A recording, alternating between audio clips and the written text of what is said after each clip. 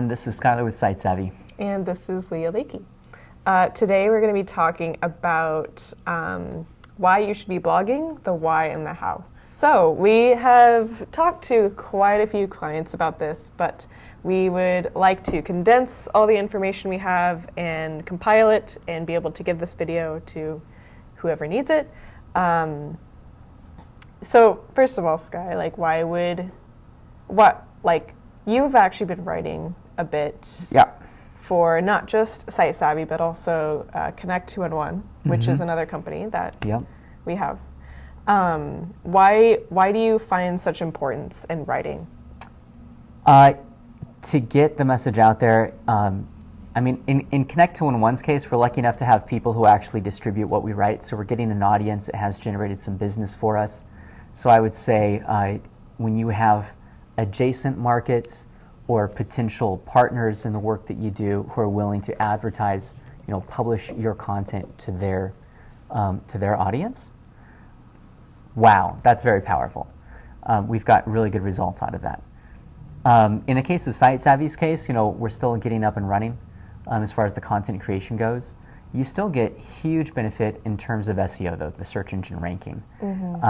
Your service pages, just your default, 5 or 6 pages at most, talking about your services and what you do, are only going to get you so far.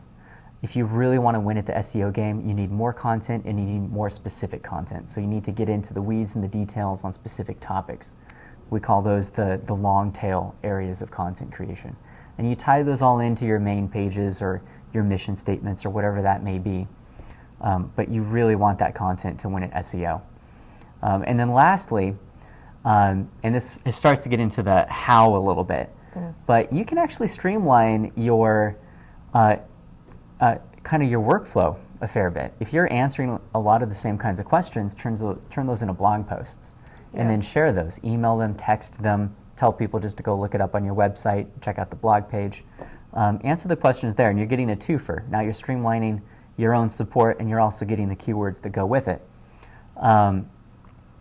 And we've actually seen an interesting little trend with that, which is the detail that comes with answering real world questions is some of the best content that you wouldn't think of otherwise. If you're sitting down at a blank page, like what should I talk about? What would people search for around my business? You may not know yet. You might be taking your best guess. But when someone asks you some real questions about, the tangential parts of your business, and you go answer those, well, that's real world feedback. That was what someone was actually wondering about.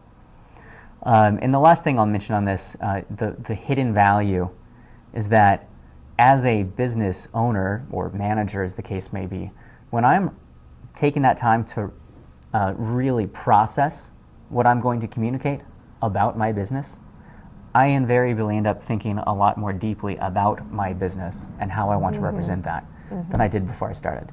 And it has always been a very kind of illuminating and learning experience for me where I crystallize my own vision of my own businesses as I'm writing content for it. So, no, that's so good. Yeah.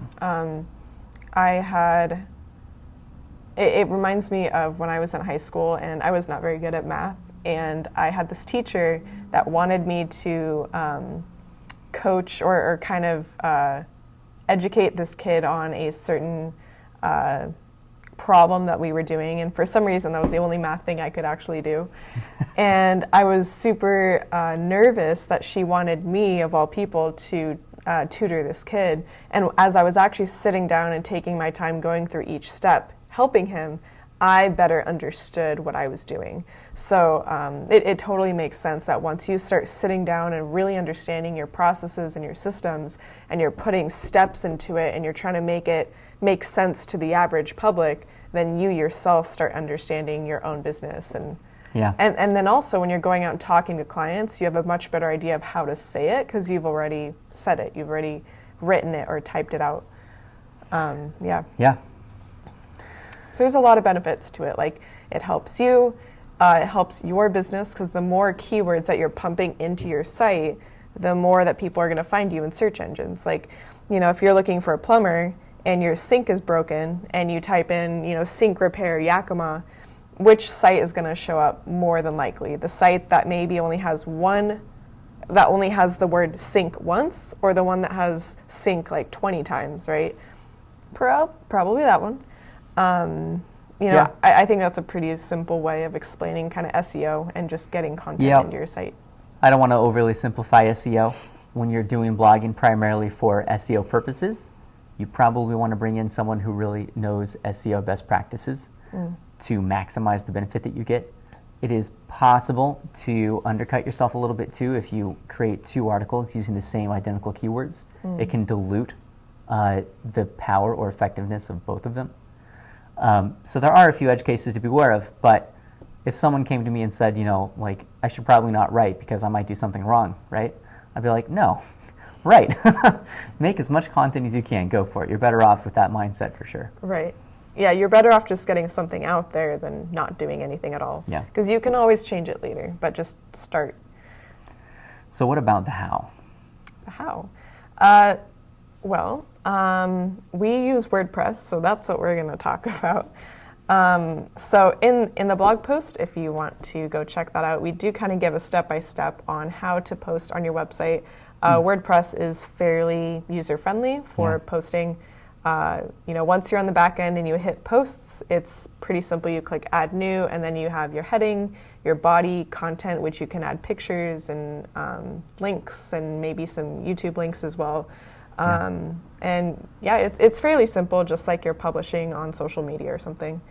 But what I wanted to talk about is I feel like a lot of people, or specifically small business owners, when we bring up blogging, I feel like there's a lot of preconceived like reactions to the word blog.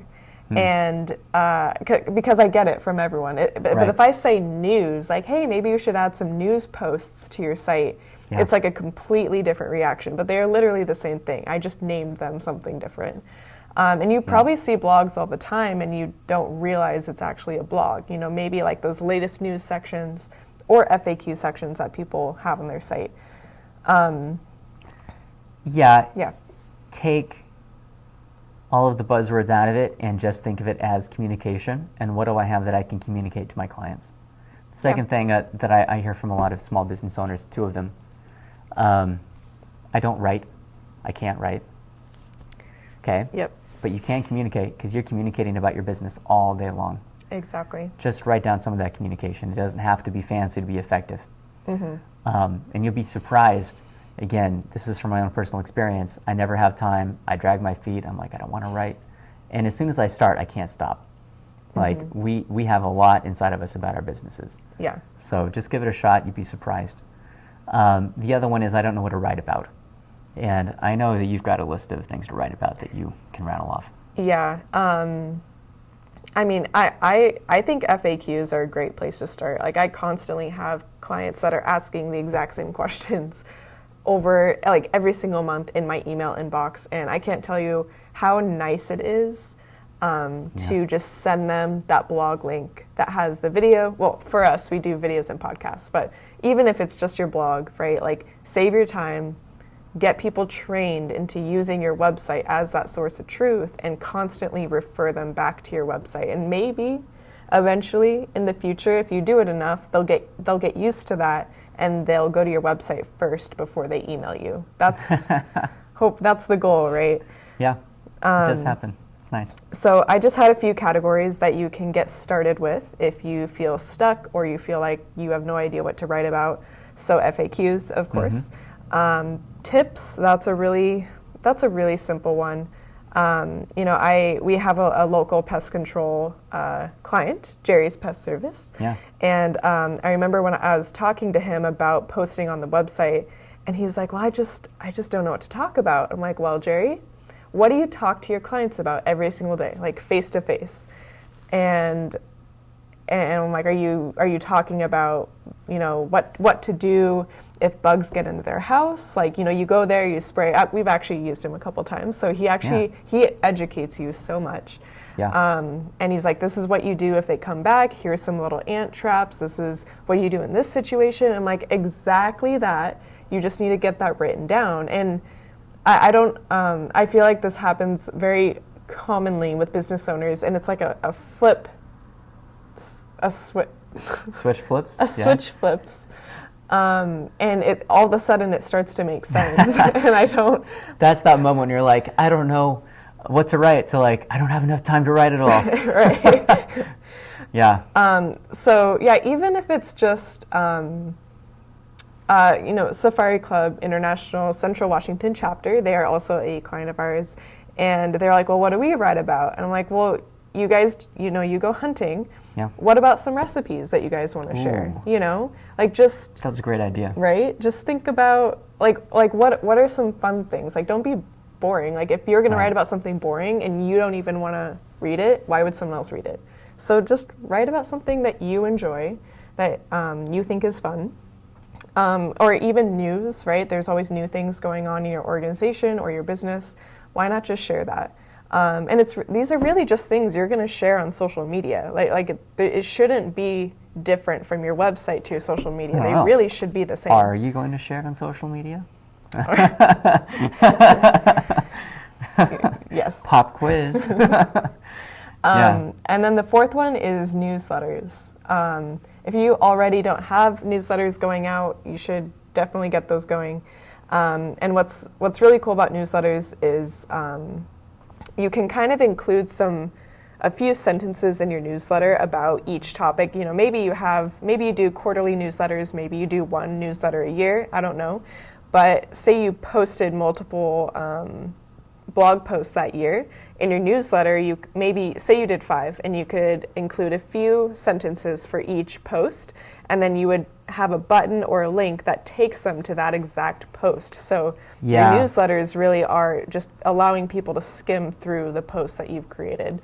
The synergy on this is remarkably good, and we're taking that. I mean, there's a lot of different ways to make a newsletter, but we're taking this tip from some newsletters that we actually engage with ourselves within our industry. Yeah. And they're basically just recapping a list of their best content, their blog, with an excerpt from each one, and then you click on those links to go view those articles.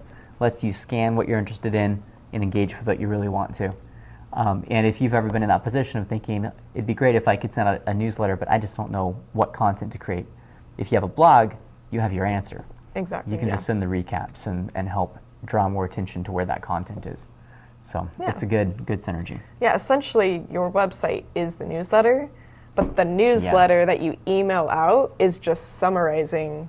It's kind of just a notification to let people know, like, hey, we've got this content. Are you interested in some of this? Want to read the whole thing? Click here, which is exactly what you should be doing in social media as well. Also, yep. They're all, it should really all be working together. Don't work harder than you have to. If you come up with one blog post, that gives you probably multiple social media posts, emails, and then content for your website. Like, don't think you have to do different pieces for each platform. All 3 platforms can use the exact same topic. So that's really good. Don't work harder than you have to. Yeah. And I also just want to bring home, like, the reason we're trying to get everyone to go back to your website, right? Whether it's social media, whether it's your newsletter, you're trying to get everyone back to your site because you own it. You own yours. it. That is the one platform that you 100% own. You don't own your Facebook. You don't own your Instagram. You don't even own your email. Nope. Yeah. Well, it depends, but maybe not. Most likely you don't. Yeah.